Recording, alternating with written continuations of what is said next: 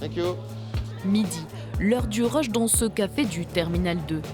Ici, entre 1000 et 1500 clients défilent chaque jour. Malek est à la tête de ce commerce, ainsi que de 3 autres situés au sein de l'aéroport de Beauvais-Tillé. J'ai un expresso. Il chapeaute 59 salariés, plus des saisonniers, un business florissant.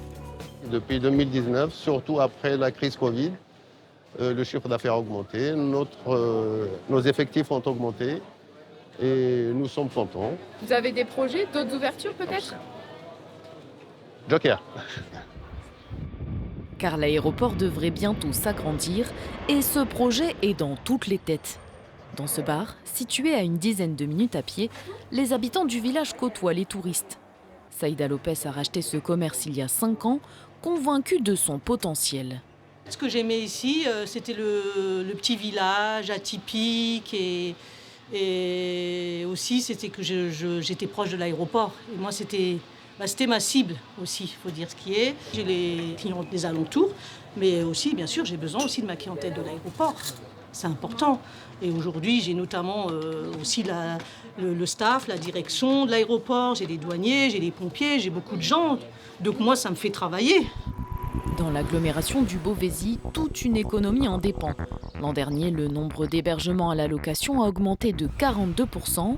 Quant à cet hôtel, juste en face des pistes, il affiche régulièrement complet. Tout comme les parkings de l'aéroport. Alors pour répondre à la demande, des dizaines de parkings privés proposent de se stationner moins cher, mais aucun n'accepte de parler. Bonjour madame, je suis journaliste pour France 3 Picardie. Mais non, ça ne m'intéresse pas. Des particuliers proposent aussi de se garer directement dans leur jardin.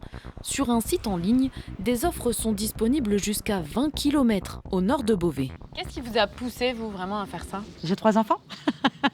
Donc voilà, pour améliorer les fins de mois. Nous, ça nous fait un revenu qui est équivalent à 5 € par jour, par voiture. Est-ce que c'est une bonne chose pour vous, cet agrandissement, pour les places de parking ? Si c'est pour avoir de la nuisance sonore à côté, je préfère qu'ils arrêtent d'agrandir. Un avis partagé par la municipalité de Tillé, commune de 1200 habitants sur laquelle est situé l'aéroport. Des retombées économiques certes, mais aussi des dépenses. Des caméras de surveillance, des sens interdits, des barrières et un nouvel agent municipal. Objectif, éviter que les touristes stationnent plus de 48 heures sur sa commune. Depuis le mois de janvier, on a fait 240 fourrières. Vous êtes obligé d'en arriver là ? Oui. Sinon, la commune serait un parking à ciel ouvert. Tout cela a un coût que la maire a chiffré l'an dernier à 96 000 €. On est remboursé, mais il faut que je fasse la demande, il faut que je fasse des comptes. À un moment, c'est pénible. Enfin voilà, je vais pas tous les ans, je suis obligée de réclamer. Donc moi, je pense qu'il faut qu'on prenne des mesures. On prend des petits pansements à droite, à gauche. Il faut qu'on prenne des mesures beaucoup plus radicales. La municipalité souhaiterait notamment qu'une voie de circulation soit réservée à l'aéroport. Ces riverains, eux, déplorent aussi des nuisances sonores et la pollution. Des inquiétudes que nous découvrirons dans le prochain épisode.